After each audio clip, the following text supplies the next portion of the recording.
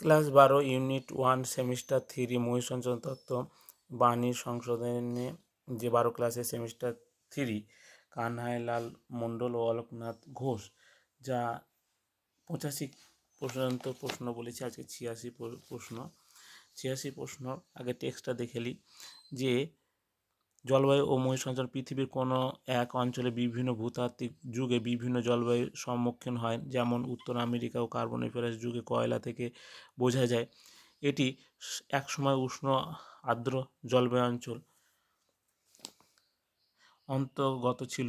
পরে এই অঞ্চলে পাললিক শিলা লবণের ও স্তর পাওয়া যায়, যা শুষ্ক জলবায়ু অঞ্চলে নির্দেশ। পরে আরও উত্তরে সঞ্চালিত হয়ে উত্তর আমেরিকা বর্তমানে নাতিশীতোষ্ণ জলবায়ু অঞ্চলে অবস্থান করছে। অদূর ভবিষ্যতে উত্তর আমেরিকা শীতল জলবায়ু অঞ্চলে অন্তর্গত হবে। প্রাচীন জীবাশ্ম ও মহাসঞ্চালন বিভিন্ন যুগে শিলা ও কয়লা স্তরের মধ্যে প্রাপ্ত জীবাশ্মগত মিল মহাসঞ্চালন মতবাদের ক্ষেত্রে জোরালো যুক্ত হিসাবে কাজ করে। যেমন আফ্রিকা উপদ্বীপীয় ভারতের কয়লা স্তরের মধ্যে প্রাপ্ত উদ্ভিদ জীবাশ্ম মিল পাওয়া যায়। চিলিতে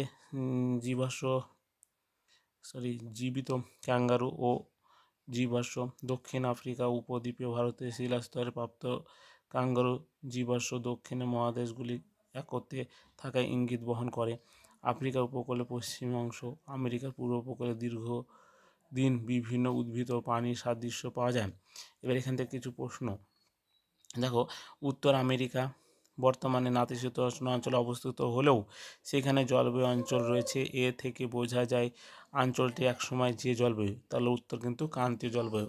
কারণ বলেছিলাম যে উষ্ণ আর্দ্র জলবায়ু অঞ্চলটাই কি হলো, পরে উত্তর দিকে সরে গিয়ে নাতিশীতোষ্ণ, যে উত্তর দিকে সরে যাওয়ার পর উত্তর দিকে যাওয়ার জন্য নাতিশীতোষ্ণ হয়েছিল। তারপরে 2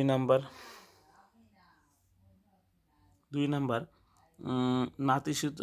ভূতত্ত্ববিদদের মতে উত্তর আমেরিকা ও শীতল জলবায়ু অঞ্চলে অন্তর্গত হবে। তা এখানে অন্তর্গত হবে, এখানে কোনটা উত্তর? তাহলে এখানে 87টা সি, উত্তর আমেরিকা মহাদেশে উত্তরে সঞ্চালিত হচ্ছে। তারপরে ক্যাঙ্গারু জীবাশ্ম পাওয়া যায়, এখানে ক্যাঙ্গারু জীবাশ্ম কোনগুলো পাওয়া যায়? চিলি উপদ্বীপ ভারত, এখানে সবকটি, তাহলে ডি সবকটি পাওয়া যায়। কারণ এখানে চিলিতে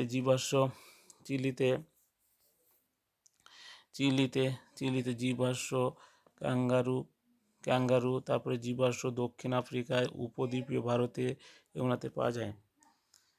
তারপরে মহাসঞ্চালন জীবাশ্ম সম্পর্কে সবথেকে জোরালো প্রমাণ রয়েছে, তাহলে এখানে উত্তরটা হবে বি, আফ্রিকার পশ্চিম উপকূলে আমেরিকার পূর্ব উপকূলের মধ্যে। কারণ এখানে পড়লাম যে আফ্রিকার উপকূলের পশ্চিম অংশ ও আমেরিকার পূর্ব উপকূলে দীর্ঘায়িত বিস্তৃত হয়েছে। তাহলে আজকে এইটুকু।